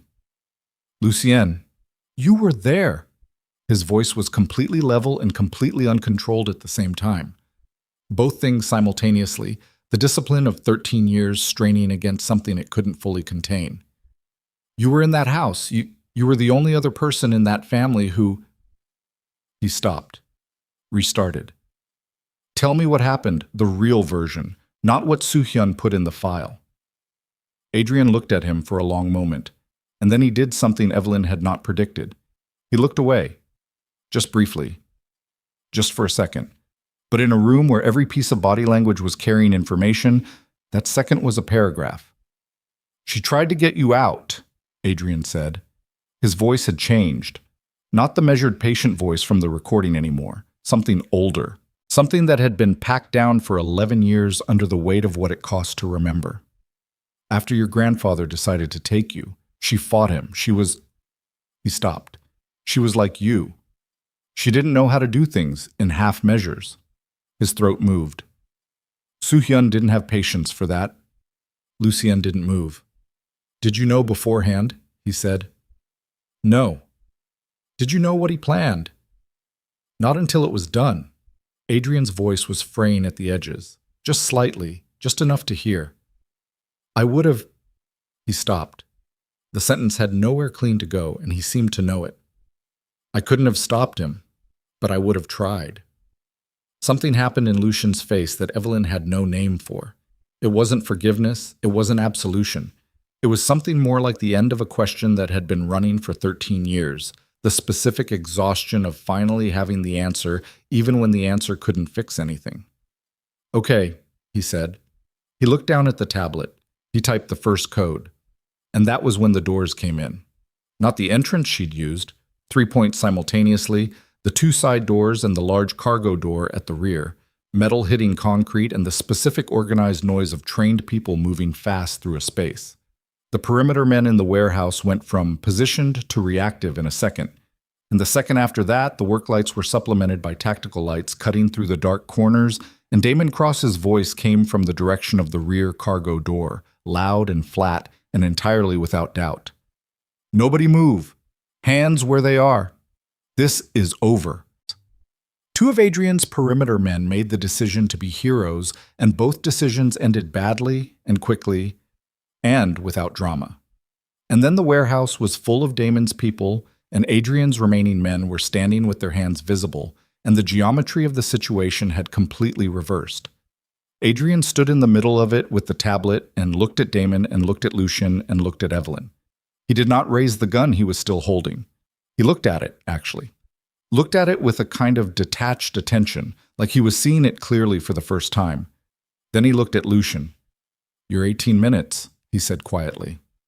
Not an accusation. Her 18 minutes, Lucien said. Something moved across Adrian's face. Damon was crossing the floor toward them, 4 people at his flanks, and Evelyn stepped back to give him room and felt her legs do something unsteady that she managed not to show. The cold of the warehouse had gotten into her bones while she wasn't paying attention. Lucien. Damon reached him and did a fast visual assessment. Collar, ribs, hands, and his expression shifted briefly before going professional again. How bad? Bruised, maybe cracked, not broken. You need... in a minute. He was looking at Adrian. Adrian was still standing in the same spot. His people were being contained at the perimeter, efficiently, without excessive force, and he was watching it happen with the expression of a man doing math. He'd done wrong somewhere earlier in the equation. Put it down, Lucien said. Adrian looked at the gun again. If I put it down, he said, this ends with me in a room somewhere. Yes. Your room or a government room. That depends on choices you make in the next 30 seconds. Lucien took a step toward him. Damon moved with him, and Lucien held up one hand without looking at him. Stay. And Damon stayed. But you're alive either way, which is more than Soo-hyun gave you. Adrian's face changed, very slightly, the grief under the control coming through again in the 1-second gaps. You're nothing like him, Adrian said. And the way he said it, it wasn't a compliment or an insult. It was a statement of fact that seemed to cost him something to make. You know that. I know. She did that. He looked at Evelyn. Or you did it before he tried to take it out of you and it survived. He looked back at Lucien. Either way. He set the gun on the floor. He straightened up. He put his hands in front of him, wrists together, with the dignity of a man who had decided how this moment was going to look, regardless of the circumstances around it. Damon's people moved in. Evelyn let out a breath she had been holding for approximately the last 4 minutes and felt the warehouse floor very solidly under her feet, and looked at the far wall and did the thing she always did when her body finished processing extreme fear, went very still, very quiet, let the shaking come, and let it pass. Lucien crossed the floor to her in 8 steps. He stopped in front of her and looked at her face with the specific intensity of a man checking for damage, going through the inventory, and she stood there and let him look. I'm okay, she said. I know. He said it like he needed to say it, like the saying was separate from the knowing. His hand came up and he touched the side of her face. Just his fingers, just briefly, the same practical tenderness as the night in the alley. And she felt it move through her like current. "Your ribs," she said, "are going to hurt significantly more tomorrow." "Are they cracked?" "Probably 2 of them. You need a hospital." "In a minute," he said again. He was still looking at her face. "You called Damon." 60 seconds after I got in the car." "And you still got in the car." "You were already in here." He looked at her for a long moment. The work lights and the tactical lights and the sounds of Damon's people securing the warehouse around them and the distant water and the cold and the smell of machine oil and the blood drying on his collar. "Evelyn," he said. "Don't," she said. "Not here. Say whatever that is somewhere that doesn't smell like a shipping yard." His jaw moved. She thought again it was almost a smile. Behind them she heard Damon's voice, coordinating, running multiple threads simultaneously, the sound of a person very good at their job doing it under pressure. She heard Adrian's voice once, answering a question, flat and cooperative, the voice of a man who had made his decision and was implementing it without drama. She heard the water, she heard Lucien's breathing, which was careful in the way that meant the ribs were communicating their displeasure. "How long," she said, "before this is finished?" "Tonight?" "Few hours." He looked past her at the activity in the warehouse. "Adrian has people and infrastructure I didn't know about. We'll need to map it. Determine what can be—" He stopped. "It's complicated. It's always complicated." "Yes. And after the complication." He was quiet for a moment. "I want to show you something," he said. "When this is done. When there's a day that doesn't have a warehouse in it." "The sketchbooks." "A site," he said. "There's a site in Mapo. Used to be a factory. It's been empty for 3 years and the structure is still sound and the light from the east is—" He stopped. She watched him notice himself describing it and decide to keep going anyway. "It's the right size for what I drew in the notebook." She looked at him. "The school," she said, "if you thought it was worth trying." She thought about broken glasses held together with yellow tape. She thought about a boy at the end of a cafeteria table and a decision she'd made without thinking because it was the only decision that made sense. She thought about what 13 years does to a person when the first language their heart learned was kindness, and then everyone spent the next decade trying to translate it into something harder. "It's worth trying," she said. Something opened in his face. Not the 1-second gaps she'd been reading for weeks, saw something wider, something that stayed. Damon appeared at Lucien's shoulder. "We need to move him," he said to Evelyn, in the flat tone of a man who had learned that talking to Lucien about Lucien's injuries was a lower efficiency process. "The ribs need imaging and the cut needs closing properly, and he will stand in this warehouse until the last detail is handled unless someone removes him." "I was going to—" Lucien started. "You were not," Damon said. Evelyn touched Lucien's arm. "Come on," she said. He looked at her hand on his arm for a moment. Then he looked at Damon. Something passed between them. 8 years of working partnership condensed into a look.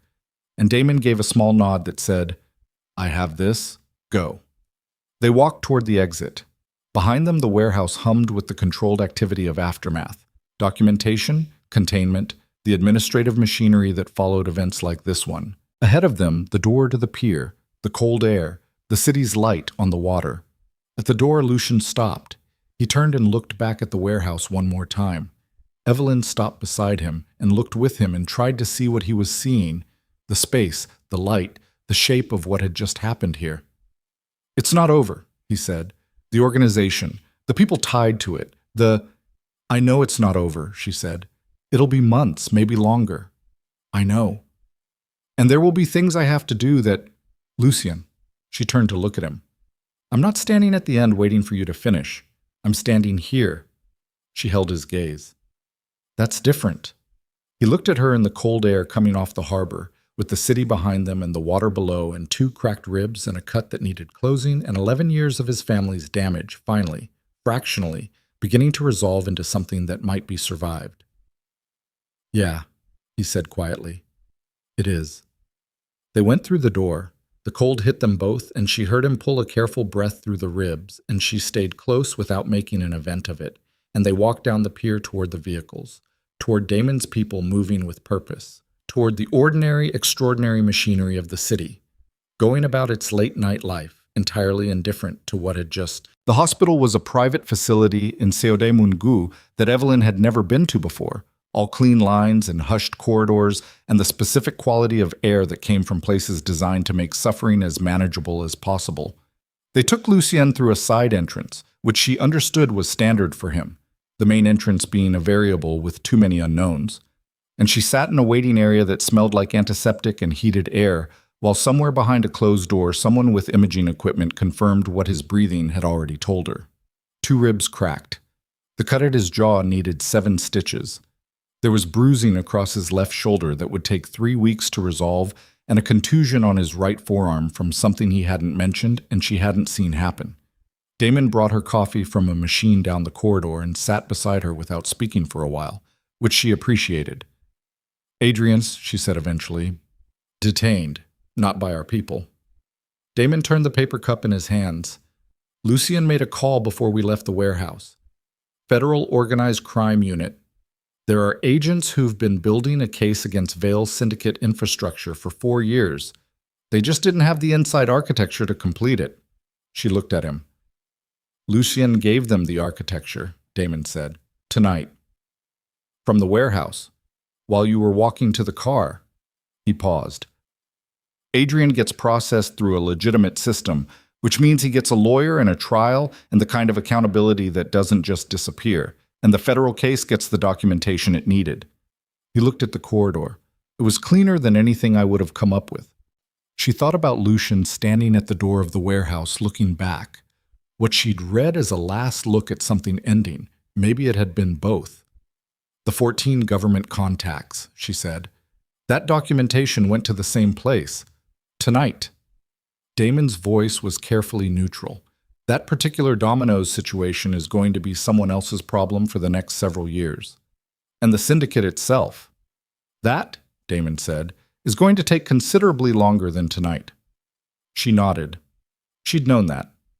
She held her coffee and let the waiting room do its work, let the quiet of it settle around her, the ordinary institutional quiet that was its own kind of relief after a warehouse and a gunshot, and Adrian Vale's measured voice explaining the terms of her use as leverage. When Lucien came out, he was in a hospital gown over his trousers, with his jacket folded over one arm and 7 stitches in a neat line at his jaw, and the careful way he was carrying his left side that meant the ribs had been wrapped. He looked at her across the waiting room, and she looked back at him, and they held that for a moment. She stood up. 7 stitches, she said. The doctor was conservative. That's not a complaint. She looked at the line of them, dark thread on the jaw, already beginning to bruise around the edges. Does it hurt? Everything hurts, he said. I've been informed this is appropriate. She handed him the remaining half of her coffee, which he looked at and then drank without comment. And they stood there in the waiting room at 2 a.m. with the fluorescent light doing its indifferent work above them. I called my mother, she said. From the waiting room. She's asleep. Good. She doesn't know any of this happened. Also good. Lucien. He met her eyes. We need to talk about what comes next, she said. Not tonight, but soon. I know. All of it. The organization, what dismantling it actually looks like, what the federal cooperation means for your exposure, the timeline, what you're keeping and what you're letting go and what that costs. She held his gaze. I need to understand the whole shape of it before I can stand in it with you. He nodded. No deflection, no strategic management of the information flow, just the nod. Soon, he said. Soon. Damon drove them in silence through the late-night city, and Evelyn watched Seoul pass in its tired early morning state, the streets emptied to their skeleton crew, delivery trucks and night shift workers, and the occasional taxi. The neon signs still lit, but somehow less urgent at 2 a.m., the city breathing at a different register.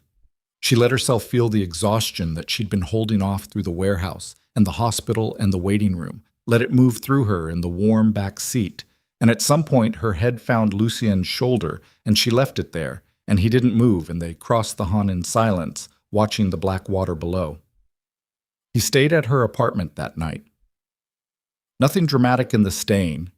She'd made it clear she wasn't going to his penthouse, and he wasn't going to his penthouse alone while she was in an apartment that Adrian's people had been watching, and the math of it was simple.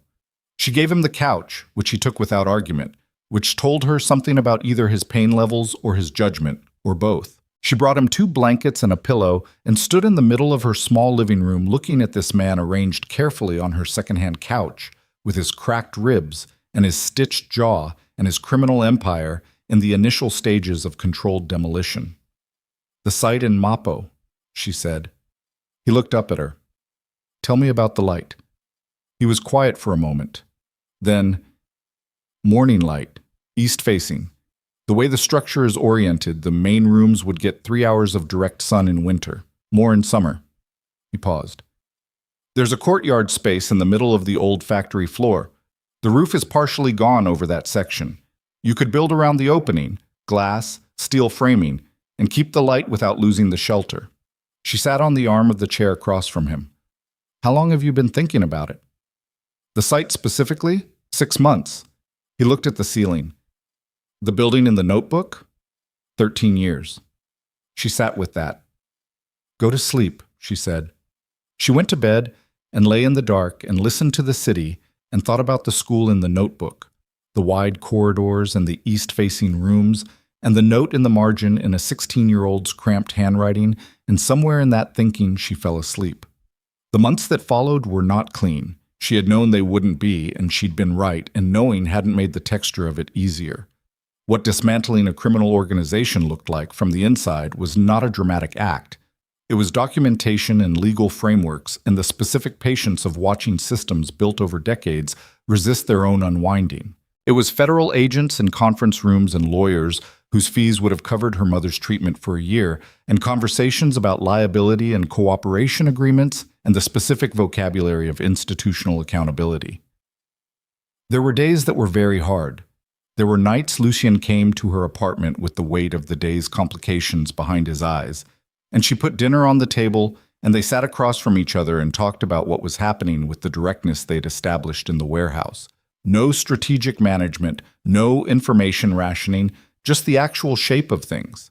There were 3 men who decided that Lucien's cooperation with federal investigators was a threat they couldn't accept.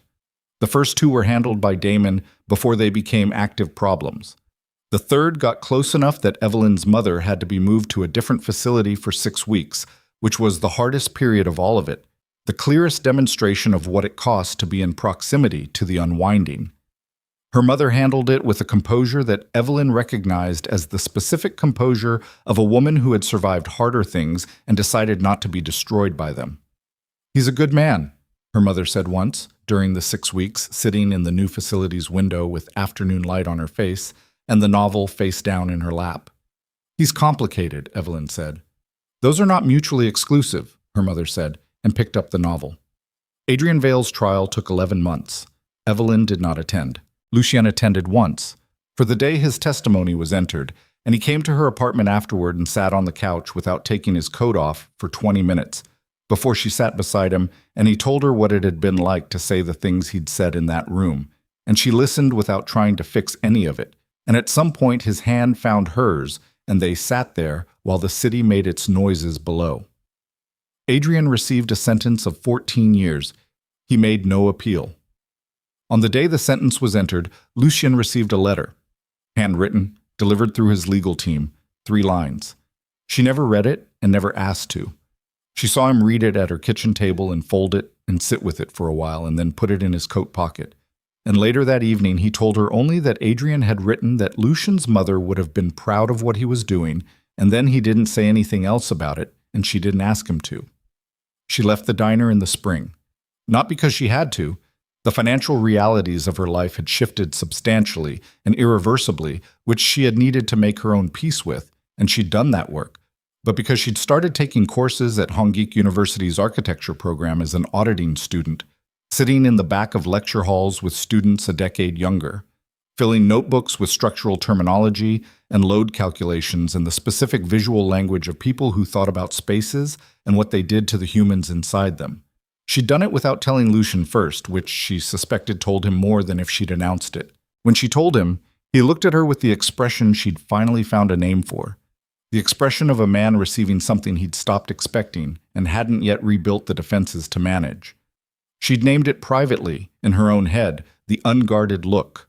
The look before the composure had time to arrive. "You don't have to do that," he said. "I know. I'm not. This isn't a condition of Lucien." She looked at him. "I'm doing it because I want to. Because the light in the Mapo courtyard is interesting, and I want to understand why." He held her gaze for a long moment. Then he went to the library and came back with 3 of the architecture books with his teenage handwriting inside and put them on the table in front of her without a word, and she opened the first one. Construction on the Mapo site began 14 months after the warehouse. The permits took longer than the design. The design took longer than the funding, which was assembled from the redistribution of Vale's syndicate assets that the federal cooperative process had made available, supplemented by contributions from 14 newly motivated government officials whose cooperation had been incentivized by the documentation that had arrived on various desks on the night of the warehouse. Damon Cross oversaw the physical construction management, which no one who knew him was surprised by. He turned out to have strong opinions about load-bearing walls and contractor reliability, which also surprised no one. Evelyn's mother attended the groundbreaking. She stood in the Mapo morning in a coat Evelyn had bought her and looked at the cleared site and the architectural renderings on the display board and the east-facing orientation of the planned main building, and she said nothing for a long time. Then she said, "The windows are big." "That was the point," Evelyn said. Her mother looked at Lucien, who was standing slightly apart the way he always stood, and she walked over to him and said something to him too quietly for Evelyn to hear. Lucien listened and then looked at her mother and nodded once, and her mother patted his arm twice with the matter-of-fact tenderness of a woman who had decided something and was implementing it, and walked back to Evelyn. "What did you say to him?" Evelyn asked. "I thanked him," her mother said, "for the facility, for the treatment, for my life." She looked at the site. "I should have done it sooner." "He wouldn't have known what to do with it sooner." Her mother looked at her sideways. "And now?" Evelyn watched Lucien looking at the site, at the orientation markers and the foundation stakes and the open sky above the space where the school would be. Watched him stand in the morning light with his hands in his pockets and his shoulders unheld for once, not braced against something incoming, just present. "Now he's learning," she said. The school took 19 months to build. It was not the building in the notebook exactly.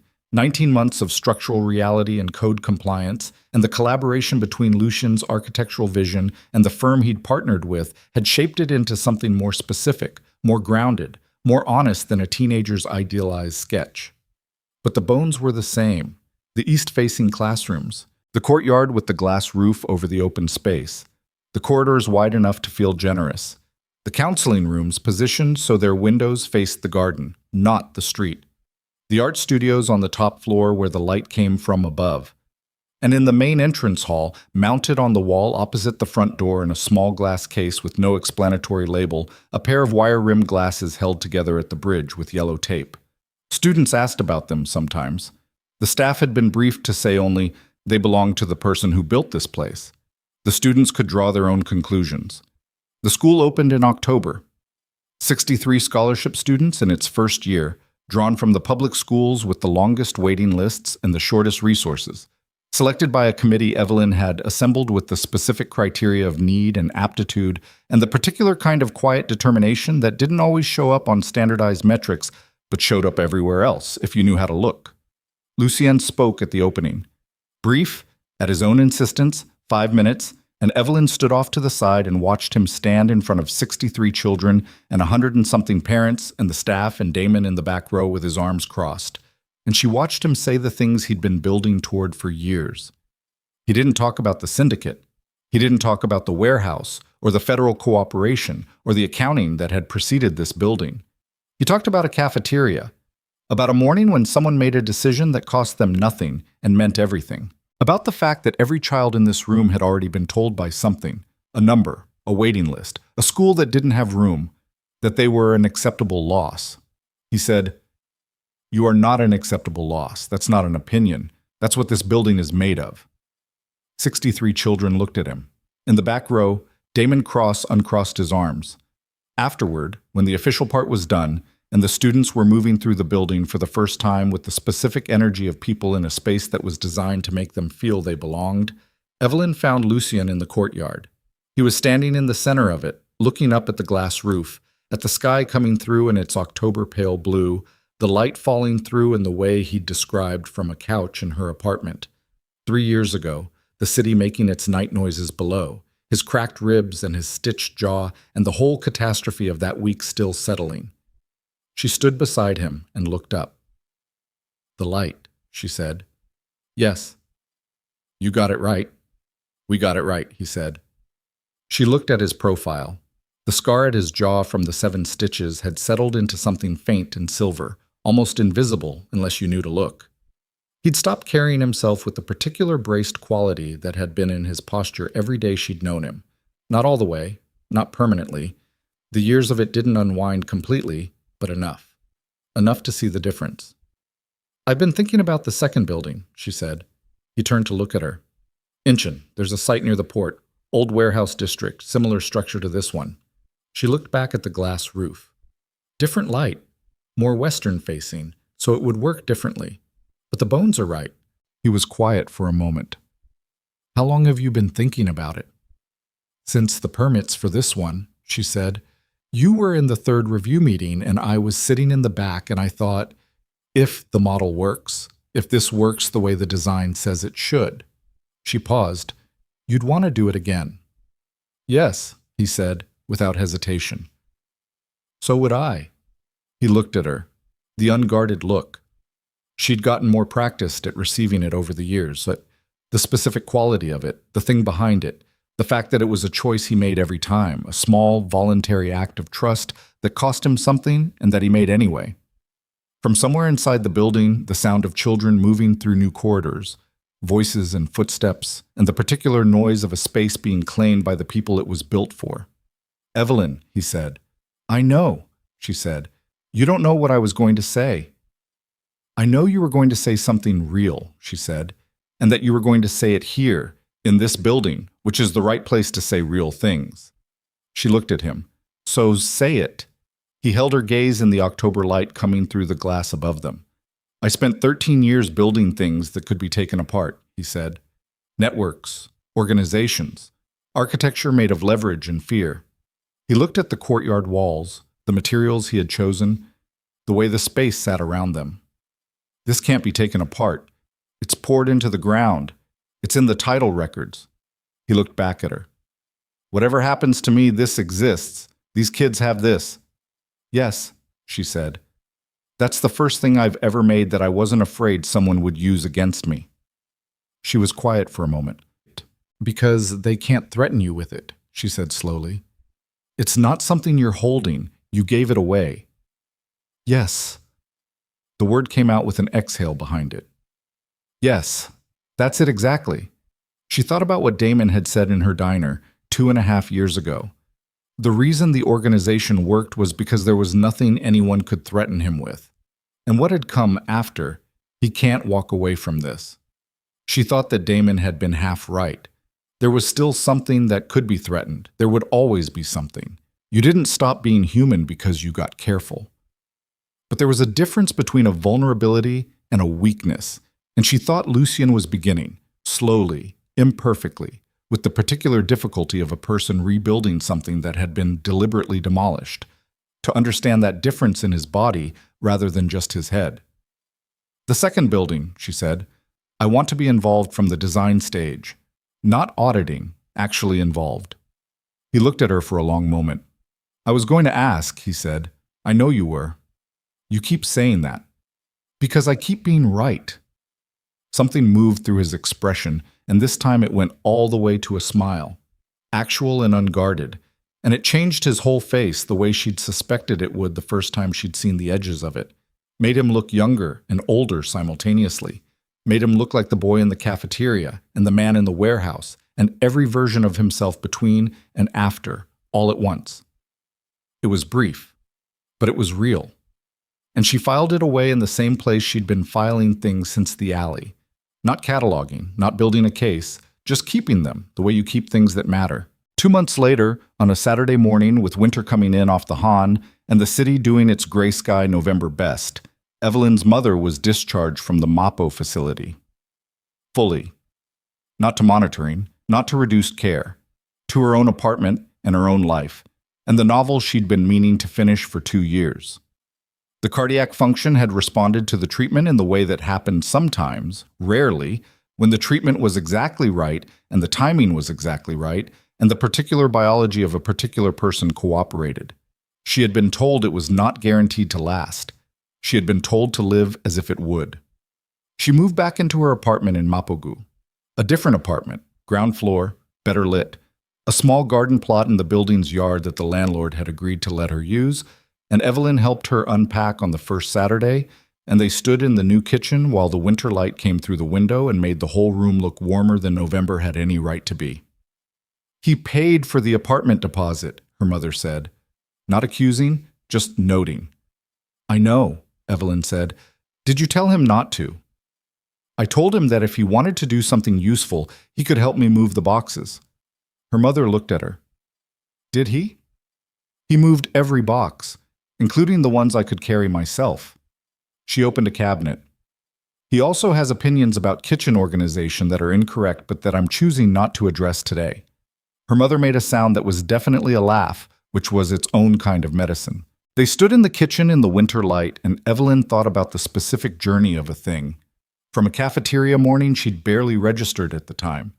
Through loan sharks and hospital bills and a man's face in an alley in the rain, through a library full of architecture books and sketchbooks in locked drawers, through a warehouse at midnight and federal cooperation agreements and 19 months of construction and 63 children moving through new corridors, to this kitchen, this window, her mother laughing. You couldn't have designed it. Nobody would have designed it. It was too crooked, too costly, too contingent on moments that could have gone differently. It was built the way real things were built. Not from a blueprint, but from what happened when you kept making the decision that felt most like yourself, even when the math didn't support it. She was still making that decision. She planned to keep making it. That evening, she met Lucien on the Mapo site, the second site, the Incheon one still months from permits, but the Mapo building lit from inside, the East Wing's classroom lights visible from the street, a Saturday study session running for the students who lived too far to commute in the winter weekday dark. They stood on the pavement outside and looked at the building from the street, and she could see the shadows of kids moving behind the lit windows. Lucien had the second sketchbook under his arm. The Incheon designs, early stage, rough lines, the particular energy of a thing that hadn't been constrained yet by structural reality. "Show me," she said. He opened it.